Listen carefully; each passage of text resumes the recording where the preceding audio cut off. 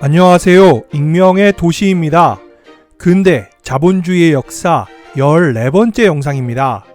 영상을 시청하시기 전에 구독과 좋아요, 알림 설정 부탁드립니다.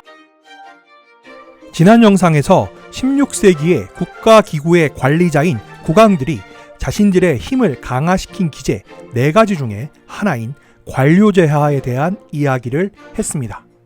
당시 국왕들은 관료제를 유지하기 위한 재정 확보를 위한 방안 중에 하나로 국채를 발행했고, 이를 통해 잉여 자금을 확보할 수 있었다는 이야기를 했습니다.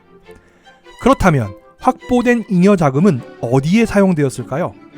16세기 당시 국왕들이 가장 먼저 실행했던 것들 중에 하나는 잉여 자금을 모으는 데 사용된 행정기구의 비용을 제외한다면 아마도 상비군 창설입니다.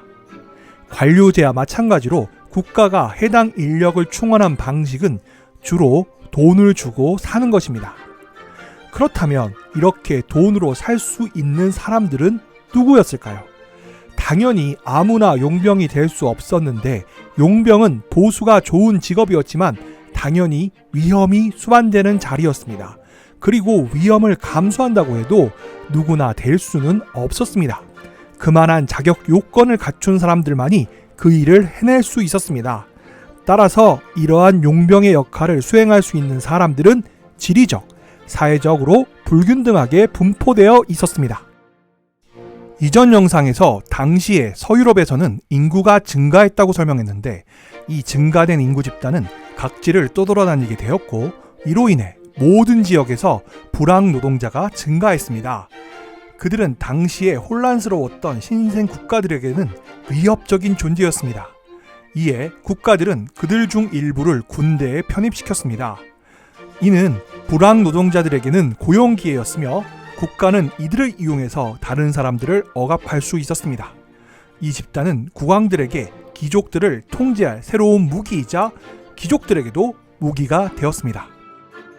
당시 유럽 각국의 정부들은 외국 용병에 크게 의존하고 있었습니다. 그들에게 특히 잘 어울린 업무는 반란을 일으킨 신하들을 진압하는 일이었습니다. 특히 사회적으로 혼란스러웠던 16세기에는 종종 이러한 목적을 위해 소집되었습니다. 물론 반란을 일으킨 귀족들도 용병들을 고용했지만 정부가 이 게임에서 더 높은 가격을 불렀습니다. 그리고 용병을 고용하여 사회적 혼란을 통제했다는 것은 또 다른 의미가 있는데, 그것은 전쟁의 확대를 억제했다는 것입니다. 왜냐하면 용병의 경우 돈을 받지 못하면 즉각 전쟁을 중단했다는 것입니다. 이는 군사전술에 직접적인 영향을 미쳤는데, 정면 공격 대신 지연 작전을 쓰는 것이 군사적 우위로 밀어붙이는 것보다 성공적이었기 때문입니다. 왜냐하면 시간을 끌어 상대의 궁핍과 파산 상태가 지속되면 적을 파면시킬 수 있었기 때문입니다. 여기에서 주목해야 하는 점은 이러한 충원 방식이 단지 16세기의 사회적 혼란을 통제하는 데에만 그 직접적인 목적이 있었던 것은 아니라는 것입니다. 이보다 더 큰 영향은 이 영상 시리즈의 주제인 유럽 세계경제의 관점에서 미묘하지만 중요한 영향이었습니다. 이에 대해 이야기하기에 앞서서 지적해야 할 점이 있는데, 당시 용병은 국가가 직접 모집하지 않았다는 것입니다. 국가는 이익을 도모하는 군수 사업가들과 계약을 맺었습니다. 이는 바로 국가 건설이 자본주의의 성장에 어떤 방식으로 영향을 미쳤는가에 대한 또 하나의 증거입니다. 당시 만성적 불안전 고용 상태가 있는 사회에서 단기적으로 보면 군사비 지출의 증가는 종종 다른 종류의 산업을 자극함으로써 전시에는 잉여 자본의 양이 증가합니다. 그리고 군수 사업에는 상업과 생산 이상의 것이 관련되어 있는데, 그 제도는 신용을 창출했다는 것입니다. 당시 군주들만 은행가들로부터 돈을 빌린 것은 아니었습니다. 군수 사업가들도 마찬가지였는데, 그들에게 자본을 공급한 것은 푸거가와 같은 대규모 상인 은행가들이었습니다. 이러한 상황은 30년 전쟁 시기에 이르기까지 지속되었습니다. 더욱이 용병으로 구성된 부대는 빈민에게 일자리를 제공하고 군수 사업가들에게 사업 기회를 제공한 것에 그치지 않았습니다. 군대를 잘 아는 사람들은 예상할 수 있는 이야기겠지만 군대는 식량을 공급받아야만 했습니다. 군대에게 식량을 제공할 식량 상인들은 전쟁터에서 군대를 따라다녔을 뿐만 아니라 전리품 처리의 중개인 역할도 했습니다. 한 연구에 의하면 군대에 대한 식료품 공급이 투더 시대의 잉글랜드의 지역별 곡물 전문화의 중요한 자극제가 되었을 뿐만 아니라 수출 무역을 자극했다고 합니다. 국가 역시 관료기구를 위해서 충분한 식량을 확보해야 할 책임감을 느꼈습니다. 이러한 방식으로 자본주의의 팽창은 국가의 단기적 요구를 충족시키는 데 기여했던 것입니다. 군대는 국가의 잉여 자본의 상당 부분을 고갈시켰음에도 군대는 어느 정도까지는 제 몫을 했습니다. 그들은 더 많은 세금을 거둘 수 있게 해주었기 때문입니다. 이런 세금의 부담은 거의 다 국민, 특히 농촌 주민에게 지워졌기 때문에 국민들은 분노했고 그들은 힘이 닿는 데까지 반란을 일으켰습니다. 반란의 가장 손쉬운 형태는 비적행위였는데 그것은 국가가 대응하기 가장 어려웠기 때문입니다. 특히 산악지역일수록 비적행위는 더욱 쉬웠습니다. 국가의 경찰력은 중심지를 제외하면 아직도 너무 미비했기 때문에 이에 대처할 수단이 그다지 많지 않았습니다. 이러한 비적행위는 흔히 도시에 대한 농촌의 반란이라는 것이 학계의 중론입니다. 그러나 농촌에 누가 언제 반란을 일으켰을까요? 분명한 것은 농민의 비적행위에 대한 가담은 곡물이 부족한 시기와 밀접한 관련이 있습니다. 물론 최빈민층도 가담했겠지만 그들은 반란의 핵심은 아니었습니다. 농촌 지역, 특히 남부 이탈리아 지역의 경우 자영농들은 대지주보다 가난에 맞설 수단이 적었기 때문에 농촌 빈민의 지위로 몰락하는 것을 두려워했으며 그래서 자신들의 직접적인 적으로 간주하는 대지주들에 맞서서 비적행위에 가담했던 것입니다. 농민들 외에 비적행위에 참여했던 다른 부류는 일부 귀족들, 당시의 경제적 격변에 의해 압박을 받고 있었던 귀족들입니다.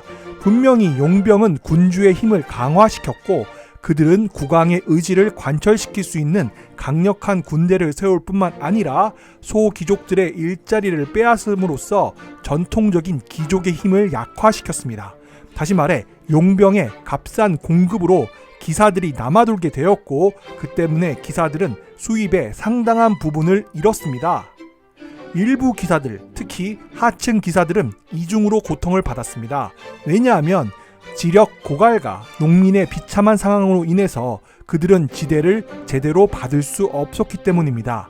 이때 몰락한 기사들에게는 한 가지 선택의 길이 있었는데 그들은 국왕을 위한 복무에 참여할 수 있었습니다.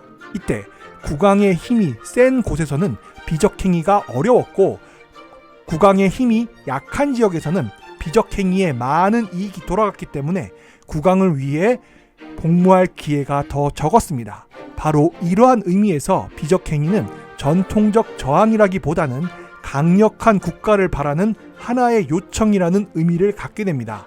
그것은 일종의 저항이었고 경우에 따라 왕국 안에 존재하는 가장 큰 저항 세력이었습니다. 그렇다면 비적행위를 어떻게 보아야 할까요?